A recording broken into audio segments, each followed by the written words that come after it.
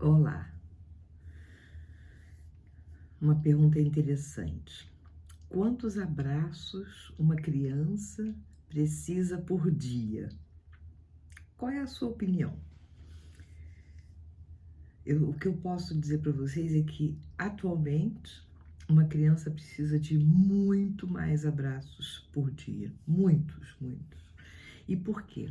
Porque as crianças não devem ser isoladas e ficarem na ignorância do panorama global. Mas também elas não podem ficar expostas excessivamente a imagens, porque foi assim, foi uma sequência, né?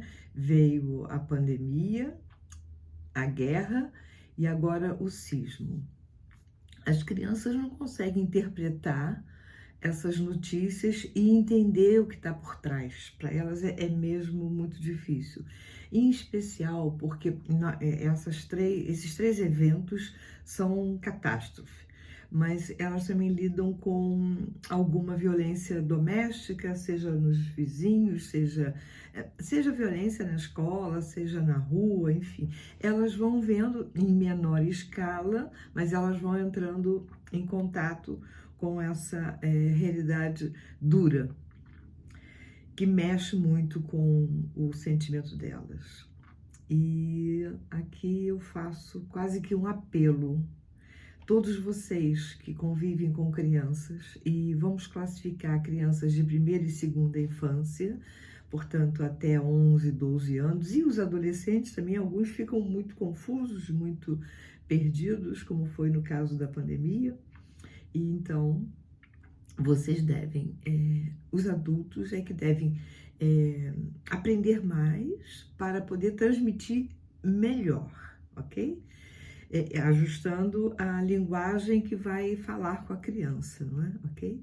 Então aqui fica claro que não é para isolar, nem é para expor, e sim para explicar. A primeira atitude de um adulto é tentar saber o que é que a criança conhece sobre o tema, sobre qualquer um deles. E isso pode ser até fazendo um desenho, isso pode ser contando uma história para gente.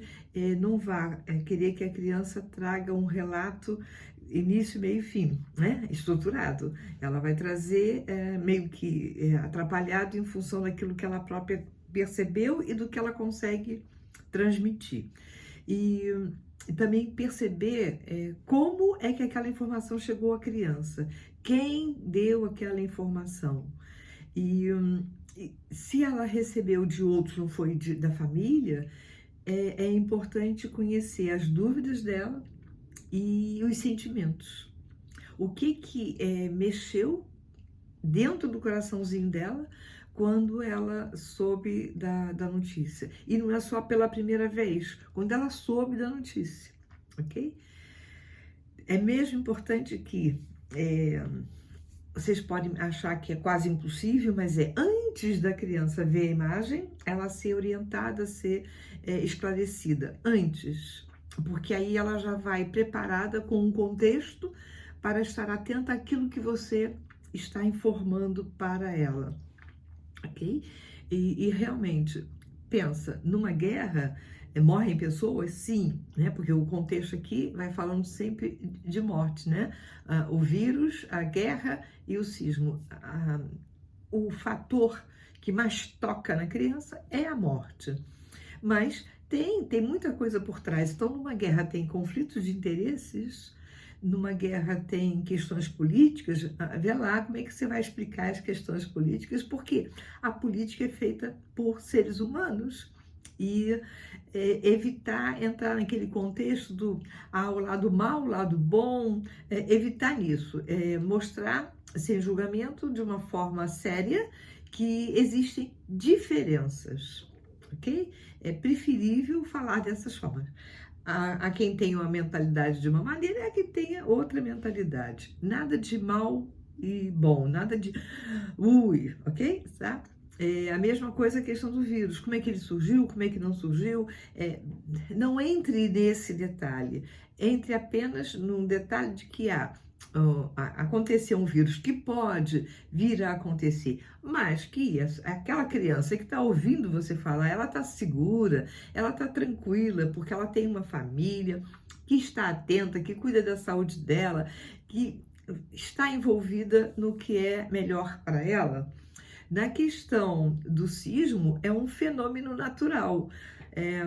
Explicar, e é assim, a natureza não é má, é um fenômeno natural que acontece poucas vezes, ainda bem, mas que se o país onde ela acontece não está estruturado, reforçado, os prédios não são construídos pensando nessa possibilidade, aí esse fenômeno natural se transforma numa catástrofe, ok?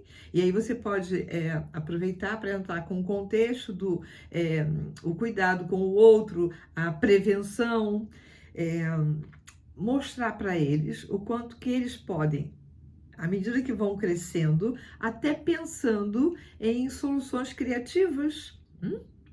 As crianças são muito criativas e a tecnologia hoje está aí para ensinar muita coisa para elas, né?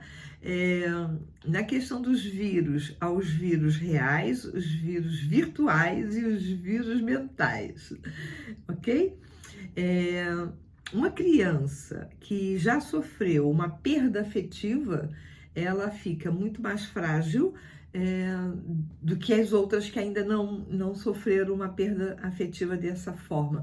Ou até algumas crianças acabaram de ter uma morte na família por outras questões, mas elas ficam mais impactadas. Também, se a criança é preparada amorosamente, ela não se traumatiza com as imagens. Ou retraumatiza, porque se ela já tem um trauma anterior, e aqui vamos falar um pouco de constelação familiar, se ela já tem no sistema familiar dela informações no campo de memória de catástrofes, é muito mais provável que essa criança realmente fique bastante afetada. Você trabalhando isso antes, muito melhor, ok? 2 riscos que as crianças correm hoje em dia.